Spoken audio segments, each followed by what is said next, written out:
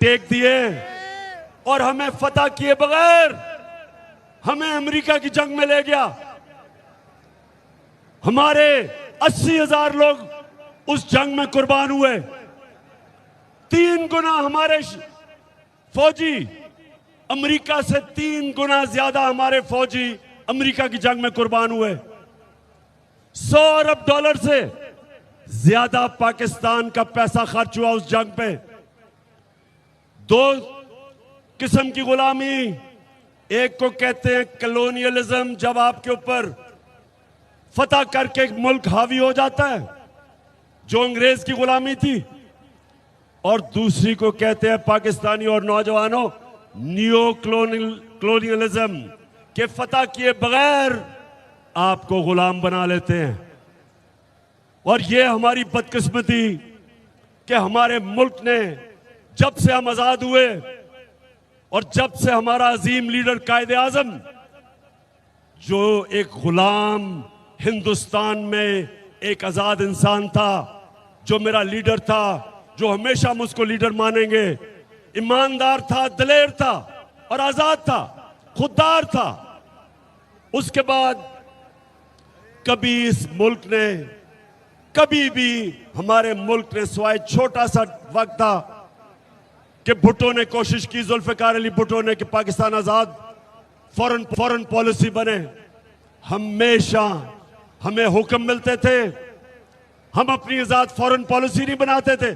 और आजाद foreign policy का मतलब कि वो फॉरेन पॉलिसी जो अपने लोगों के फायदे में होती है, जिधर आप अपने आप को दूसरे मुल्क के लिए कुर्बान नहीं करते।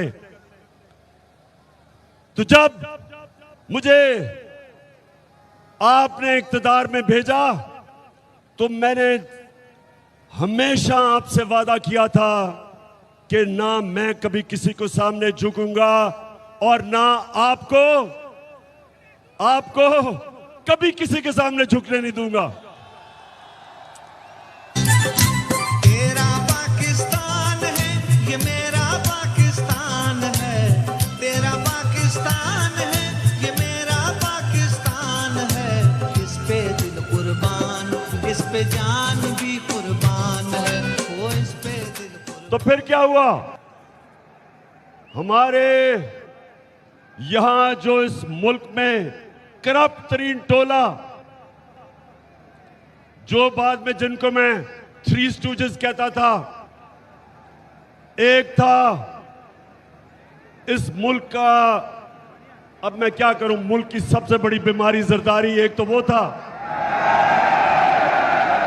और 2 भाई जो 30 साल से इस मुल्क को लूट रहे हैं। एक बाहर बैठा हुआ, वो बाहर बैठ के पाकिस्तानी फौज को बुरा भला कहता है, और छोटा भाई जो भी बूट देखता है पॉलिश करने शुरू कर देता है।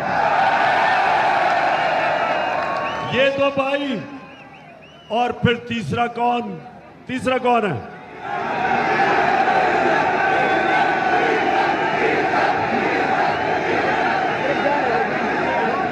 तीसरा जो 30 साल से इस्लाम को बेचता है। अच्छा, अब ये सुने, अटक नौजवानों, ये जरा सुने। अच्छा, इसने भी जब इख्तिदार मिला तो एक दीनी आदमी, आपने समझा होगा कि वो एजुकेशन की मिनिस्ट्री लेगा, जो रहमतुल आलमीन अथॉरिटी मैंने बनाई थी कि सीरत नबी मेरे नौजवानों को, बच्चों को पढ़ाई जाए, चलो वो ले ले। उसने वो नहीं ली, उसने NHA लिया, यानी कि सड़कों की मिनिस्ट्री ली, जिसमें पैसा बनता था। अच्छा नौजवानों, इन्होंने मिलके, इन 3 स्टूजेस ने मिलके इन्होंने क्या किया, बताएं जरा क्या किया? इन्होंने यहां साजिश की, अमेरिकनों ने इनके साथ मिलकर, और अमेरिकनों नहीं, ये जो बाइडेन एडमिनिस्ट्रेशन है, इन्होंने मिलकर यहां इनके साथ साजिश की।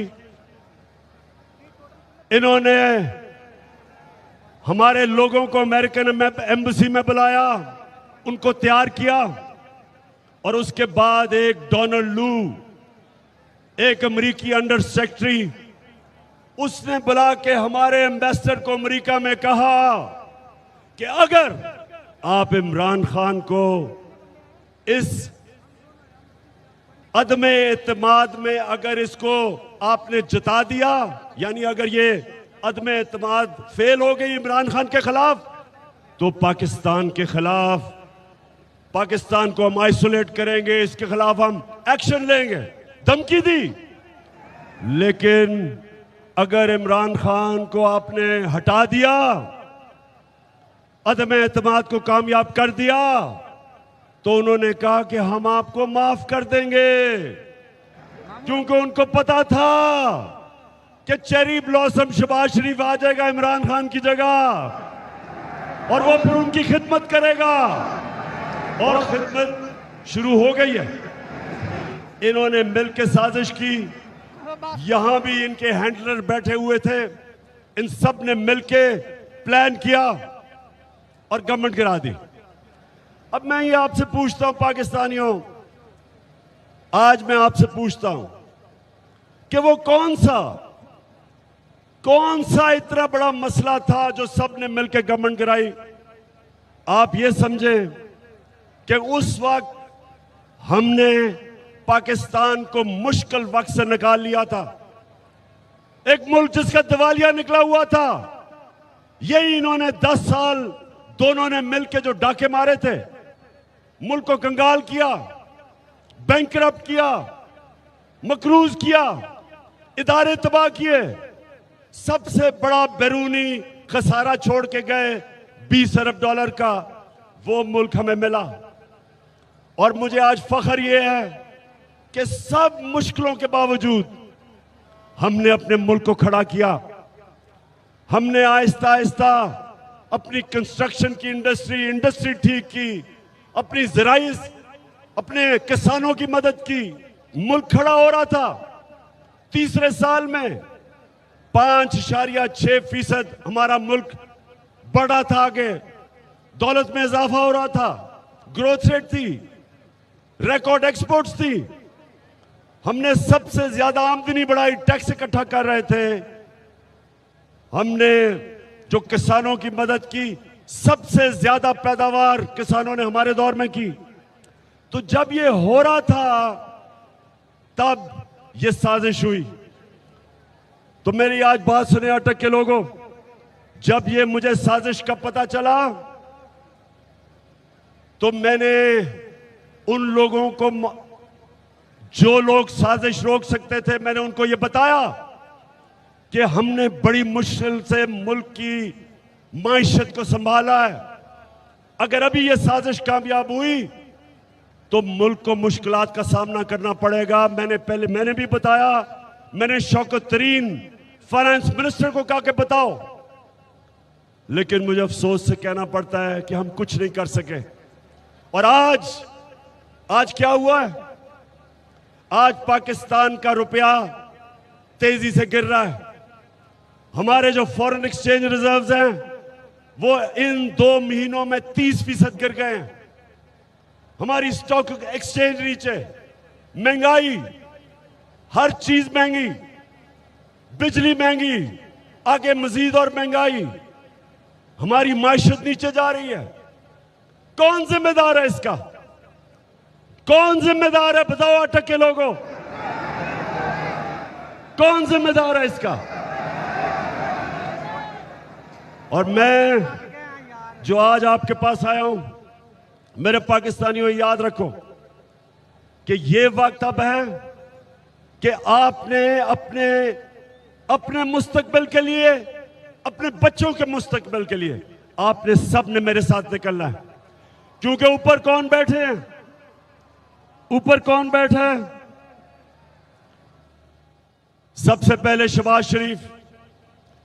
अब ये सुने जरा इसका, 24 अरब रुपए के इसके ऊपर केसेस हैं, 24 अरब रुपए के केसेस इसके ऊपर।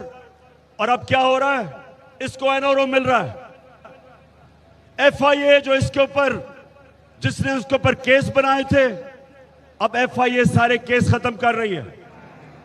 आसिफ जरदारी जिसके ऊपर अरबों रुपए के केसेस नैब में, आसिफ जरदारी कहता है कि नैब में मैं इस्लाहात करूंगा।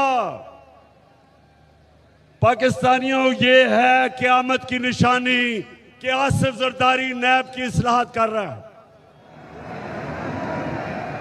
अब सोचें कि वो लोग जिन्होंने मुल्क को लूटा था, आज वो ऊपर बैठ के सबसे पहली चीज कर रहे हैं, अपने केस खत्म कर रहे हैं। जो इंटीरियर मिनिस्टर है वो कातिल है, 18 कत्ल किए हुए हैं। वो जो अभी गए हैं लंदन में मिलने गए हैं नवाज शरीफ को, वो सजा याफ्ता है, उसको सजा मिल चुकी है, वो भगौड़ा है, भागा हुआ है। उससे प्राइम मिनिस्टर जाके मुल्क के फैसले कर रहा है। और जो उसकी बेटी है नवाज शरीफ की, वो भी सजा याफ्ता है, उसको प्रोटोकॉल मिल रहा है प्राइम मिनिस्टर का। उसके पीछे रेंजर्स और पुलिस फिर रही है, जिसको सजा दे चुका है हमारा सुप्रीम कोर्ट, और वो बेल पे है, जमानत पे है। तो अटक मेरे नौजवानों, मेरे बुजुर्गों, मेरी बहनों, सल्लल्लाहु अलैहि वसल्लम ने कहा था कि कौम तब तबाह होती है जब जेलों में सिर्फ छोटे चोर हो, सिर्फ भैंस चोर और मोटरसाइकिल चोर और छोटे चोर जब जेलों में जाते हैं और बड़े बड़े डाकू को आप नहीं पकड़ते, वो मुल्क तबाह हो जाता है। ये आपके सामने मुल्क तबाही की तरफ जा रहा है। इसलिए आपने निकलना है कि जब बड़े बड़े डाकू बड़े बड़े ओहदों पे बैठ जाए, सारों ने बड़े बड़े ओहदे संभाल के अपने केस खत्म करें, और वो ऑफिसर FIA का डॉक्टर रिजवान, मैं आज उसको सलाम पेश करता हूं कि उसने जो केस शहबाज शरीफ के ऊपर बनाए, हमारे बेचारे गवर्नमेंट के ऑफिसर डरते हैं, इस माफिया से डरते हैं। कितने लोग हैं जो इन्होंने मरवाए हैं। डॉक्टर रिजवान जब उसने हमजा शरीफ को बुलाया और उससे जब सवालात पूछे कि किधर से ये मकसूद चपड़ासी के पास 4.25 अरब रुपया आ गया, नौकरों के पास 16 अरब रुपए किधर से आए, तो हमजा शरीफ बजाय उसके जवाब देता, उसको उसने धमकी दी, उसको डराया कि तुम्हारी जुर्रत कैसे है कि मुझे पूछ रहे हो ये सवाल। लोग डरते हैं इनसे। इसलिए डॉक्टर रिजवान, आप जैसे लोगों को हम सलाम करते हैं कि इस माफिया को, इसके बावजूद कि आपको खतरा है, आप इनके खिलाफ एक्शन लेते हैं। कितने लोग इन्होंने मरवाए। एयान अली का जो कस्टम ऑफिसर था उसको मरवा दिया। वो जो शहनशाह था जिसने बेनजीर के साथ होता था जब वो कत्ल हुई, उसको मरवा दिया। एक जस्टिस सजाद था, जरदारी ने उसको मरवा दिया। जो इनके केसेस के पीछे जाता है उनको जान का खतरा होता है। तो अगर मेरे पाकिस्तानियों ये कामयाब हो जाते हैं, हमारे मुल्क तबाही की तरफ जाता है, हमारे इदारे तबाह, कोई नहीं खड़ा होगा इनके खिलाफ। ये खुल के चोरी करेंगे, सब डरेंगे, मुल्क को लूटेंगे। और इसीलिए मेरे नबी सल्लल्लाहु अलैहि वसल्लम ने कहा था कि बड़ी कौमें तबाह हुई तुम्हारे से पहले, जो सिर्फ छोटे चोरों को जेलों में डालती थी और बड़े बड़े डाकुओं को नहीं पकड़ सकती थी। ये है हमारे तबाही का रास्ता। और इसलिए मेरे अटक के लोगों और मेरे पाकिस्तानियों, इसलिए आपने सब ने मेरे साथ निकलना है। जब मैं आपको कॉल दूंगा 20 तारीख के बाद, आपने सब ने निकलना है। और आपने किसी चीज का खौफ नहीं होना चाहिए आपको। नौजवानों, मेरे नबी सल्लल्लाहु अलैहि वसल्लम ने मदीना में क्या किया था, आपको मैं आखिरी बात करने जा रहा हूं, और से सुने। वो मदीना के लोग जिनकी कोई हैसियत नहीं थी, मेरे नबी ने क्या किया था कि वो दुनिया की इमामत करने लग गए। थोड़ी देर में अजीम लोग बन गए। मदीना के लोगों की मेरे नबी सल्लल्लाहु अलैहि वसल्लम ने खौफ की जंजीरें तोड़ दी, उनके खौफ खत्म कर दिए।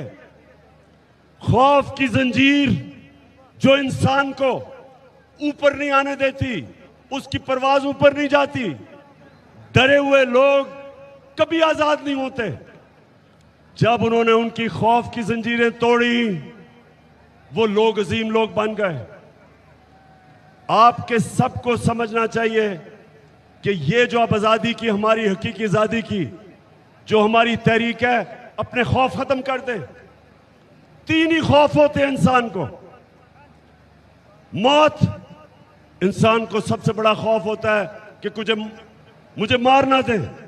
अल्लाह का हुक्म है कि जिंदगी मौत अल्लाह के हाथ में है। दूसरा खौफ कि मुझे जलील ना कर दे। अल्लाह ने कहा कि इज्जत जिल्लत मेरे हाथ में है। और तीसरी, रिस्क, मेरी नौकरी ना चली जाए, मुझे नौकरी से ना निकाल दे। अल्लाह ने कहा हुआ है कि रिस्क मेरे हाथ में है। तो डर किस चीज का? किस चीज का डर है आपको? इसलिए आपने सबने मेरे साथ निकलना है। और मैंने इंशाअल्लाह जब मैं आपको कॉल दूंगा, हम कभी इस्लामाबाद में जब तक ये इलेक्शन नहीं अनाउंस करेंगे, ये हमारी तहरीक जारी रहेगी। कोई पीछे नहीं हटेगा। सारे काम को मैं आज दावत दे रहा हूं। तहरीक इंसाफ को नहीं दावत, अपनी कौम को दावत दे रहा हूं, पाकिस्तानियों को दावत दे रहा हूं। सारे अपने लोगों को, नौजवानों को, बच्चों को, फैमिलीज को, अपने सरकारी नौकरी